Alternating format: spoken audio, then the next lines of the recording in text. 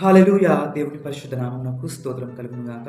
ఆదికాండము 12వ అధ్యాయము 3వ వచనంలో మనం చూసినట్టయితే, నిన్ను ఆశీర్వదించు వారిని ఆశీర్వదించెను, నిన్ను దూషించు వారిని శపించెదను, భూమి యొక్క సమస్త వంశం నీ యందు ఆశీర్వదించబడునని చెప్పి దేవుని వాక్యం సెలవిస్తుందండి. ఆమేన్. హల్లెలూయా!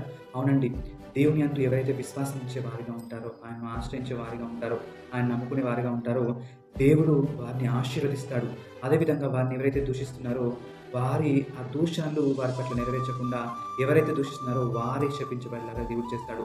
అదేవిధంగా మన ద్వారా దేవుడు సమస్త వంశములకు అందరికీ ఆశీర్వాదకరంగా మనల్ని ఉంచేవాడిగా ఉంటాడు. ఈ రోజుల్లో చాలామంది దేవుని బిడ్డలని మనం చూసినట్టయితే వారిలో ఒక అపోహ ఉంటదండి. ఏంటిదంటే ఎవరైనా శపిస్తే వారి పట్ల అవి నెరవేర్చబడతాయా అని చెప్పి. అవి నెరవేర్చబడవు.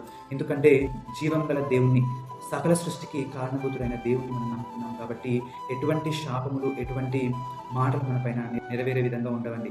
ఎందుకంటే దేవుని వాక్యం సెలవిస్తది, మనము ఆశీర్వాదానికి వారసులవ్వడానికి పిలువబడ్డామని. మనకు విరోధంగా రూపించిన ఏ విధమైన ఆయుధము వర్ధిల్లదని చెప్పి.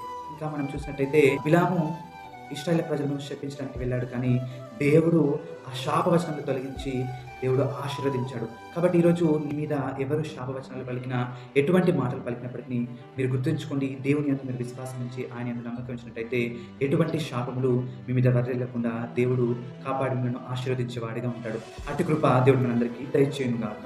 ఆమేన్. హల్లెలూయా.